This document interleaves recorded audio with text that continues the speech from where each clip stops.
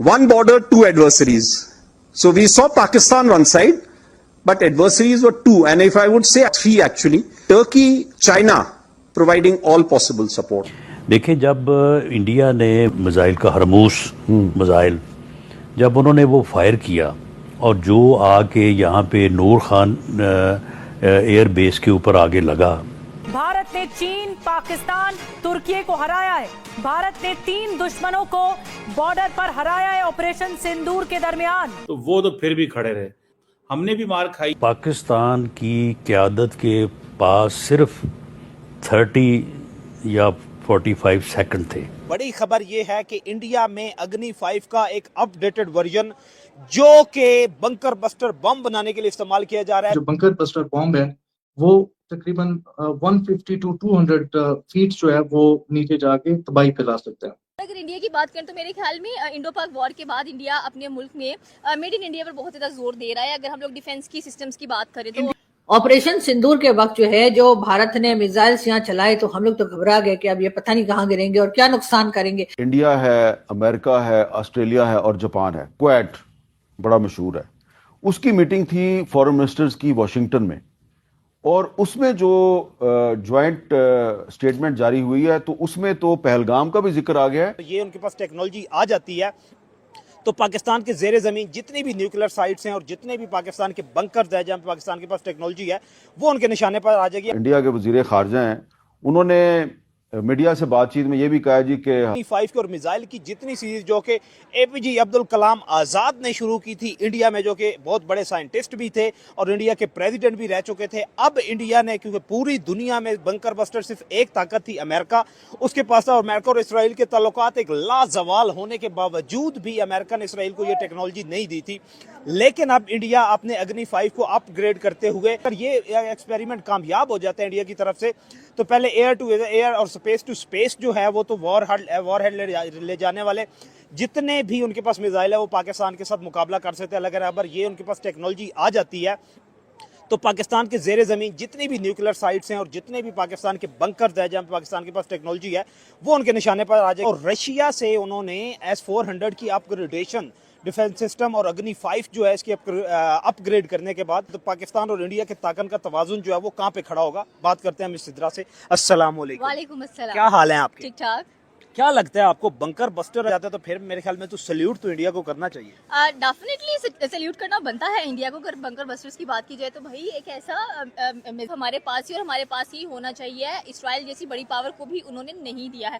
और अगर इंडिया की बात करें तो मेरे ख्याल में इंडो पाक वॉर के बाद इंडिया अपने मुल्क में मेड इन इंडिया पर बहुत ज़्यादा जोर दे रहा है। अगर हम लोग डिफेंस की सिस्टम्स की बात करें तो इंडिया और पाकिस्तान की जब भी आप ये कह लें कि रिटेलिएशन होती है, कोई टेंशन क्रिएट होती है या कोई एक लिमिटेड वॉर स्टार्ट होती है, उसके बाद दोबारा इंडिया जो अपने डिफेंस की तरफ जाता है, दोबारा अपने डिफेंस को अपग्रेड करता है। पुलवामा के बाद 2019 में उन्होंने कहा कि उन्होंने राफेल लिए। अब पाकिस्तान और इंडिया के दरमियान जो टेंशन बढ़ी है 2025 में, इसके बाद वो B2 की तरफ जा रहा है, अग्नि 5 को अपग्रेड कर रहा है, उनका जो रिसर्च डेवलपमेंट इंस्टीट्यूट है। तो क्या मेरे ख्याल में तो बहुत ज़्यादा आप ये कह लें कि सेंसिटिव है अपने डिफेंस के मामले में इंडिया।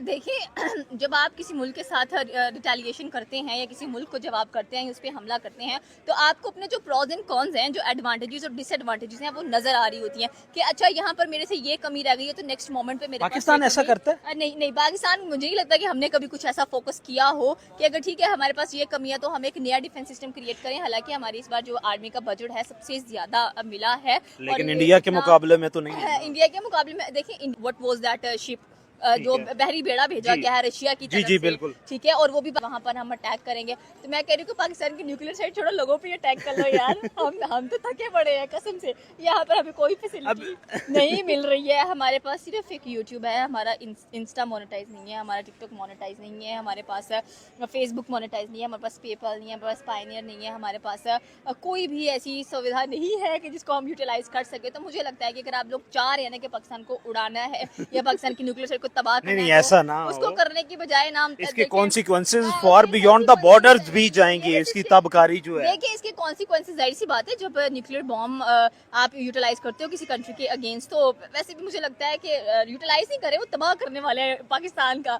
तो भाई हैंड्स आर क्रॉस। वो कहते हैं कि हमारे सामने ना सिर्फ 2 टारगेट हैं पाकिस्तान के, एक सरगोदा में, एक कैराना हिल है, जहाँ पे उन्हें लगता है कि पाकिस्तान का तो मेहरबानी करें हमारे से तो मेहरबानी करें आप थोड़ी अब उन्हें ये लगता है कि किराना हिल्स के अंदर पाकिस्तान की न्यूक्लियर वेपन्स जो हैं वो हैं, और दूसरा उन्हें लगता है कि चागी के अंदर हैं।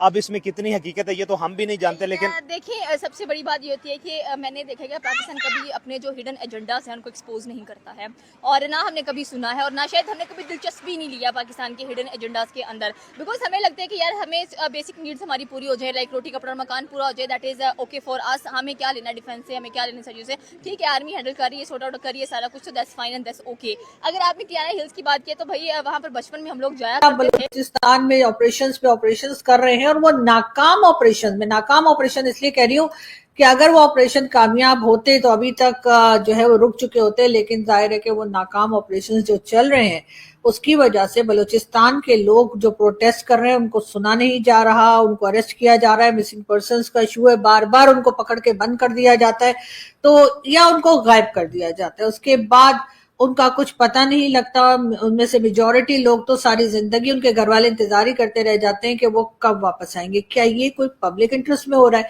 जो कुछ केपीके में हो रहा है, केपीके में जिस तरह से टीटीपी के अटैक चल रहे हैं और साउथ वजीरिस्तान में लोगों से घर खाली करवाए जा रहे हैं, उनको डराया धमकाया जा रहा है कि जी आप अपने घर खाली करके यहाँ से चले जाएं, इसलिए कि यहाँ पर भाई लोगों ने रहना है, भाई लोगों ने काम करना है, तो क्या ये पब्लिक इंटरेस्ट में हो रहा है? और इसके अलावा कई लोग जानते हैं कि चिलगोजे, आप तो जानते हैं मुझे चिलगोजे बड़े पसंद है और बड़े महंगे होते हैं भाई, मैंने तो 2 साल से क्या 4 साल से नहीं खाए। तो मैं ये बता रही हूँ कि चिलगोजे के जो बाग हैं वजीरिस्तान में और कई दूसरी जगह पर, वहां पर भी जो वहां के लोकल्स हैं उनको भगा दिया गया है, और सुना है कि भाई लोग वहां पर पहुंच गए हैं और